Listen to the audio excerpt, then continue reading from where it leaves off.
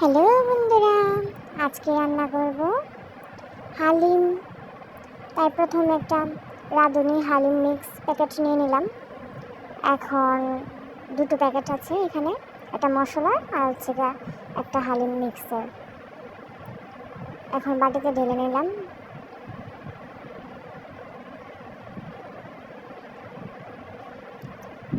এখন গরম জল দিয়ে দিব, দিয়ে একটু নেড়ে চেড়ে 1 ঘন্টার জন্য রেখে দেব।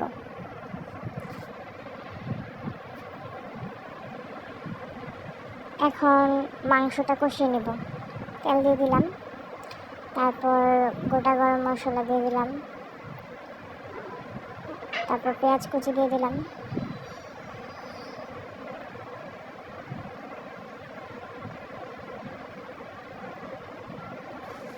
ভালো করে নেড়ে নেব।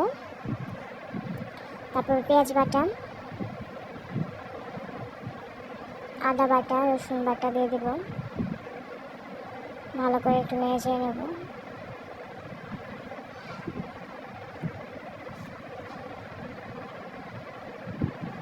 একটু জল দিয়ে দেব।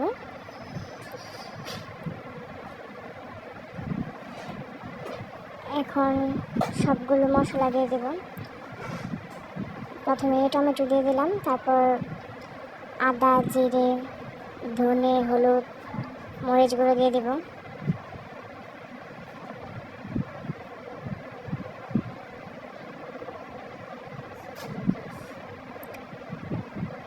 ভালো করে কষিয়ে নেব।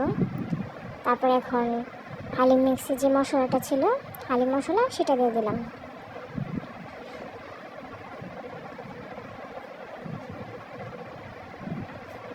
ভালো করে কষিয়ে নেব।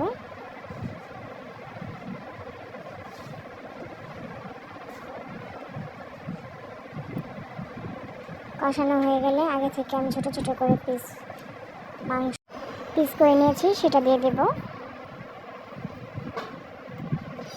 দিয়ে ভালো করে নেড়ে চেড়ে কষিয়ে নেব।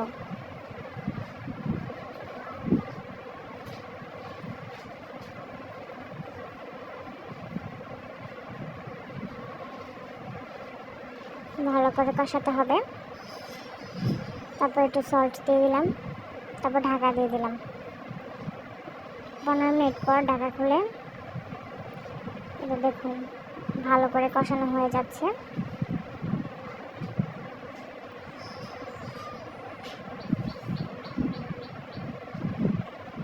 মাংসটা প্রায় সিদ্ধ এসছে, কারণ আমি তো খুব ছোট ছোট করে পিস করেছি, তাই মাংসটা হয়ে যাচ্ছে। এখন হালিম মিক্সটা দিয়ে দেব, আগে থেকে যে গরম জলে ভিজিয়ে রেখেছি। তারপর 2 কাপ জল দিয়ে দিলাম। জল দিয়ে ভালো করে নেড়ে চেড়ে নেব।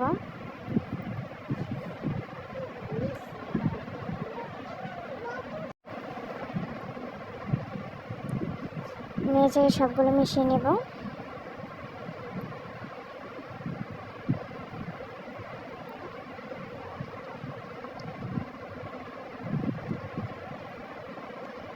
আমাদের ভালো করে জাল করে নিতে হবে।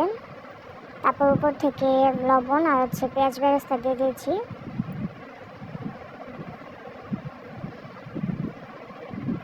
তো প্রায় হয়ে আসছে হালিমটা।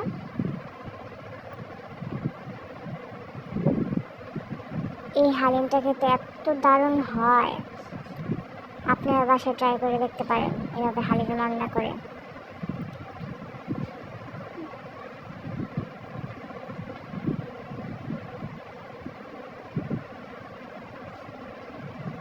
তারপর একটা বাগার দেব, তাই বাগারের জন্য তেল দিয়ে তারপর রসুন আর শুকনো লঙ্কা ফালি করে দিয়েছি। এখন একটু নেড়ে চেড়ে ব্রাউন কালার করে তারপর হালিমের মধ্যে দিয়ে দেব।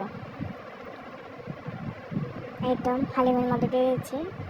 এই বাগারটা দেওয়ার কারণে হালিমটা খুবই টেস্ট হয়, খেতে অনেক মজা হয়। নেড়ে চেড়ে ভালো করে মিশিয়ে নেব।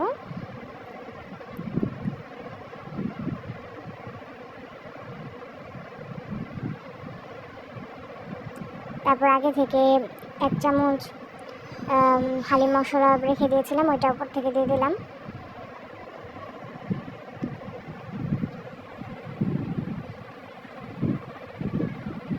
ভালো করে একটু মিশিয়ে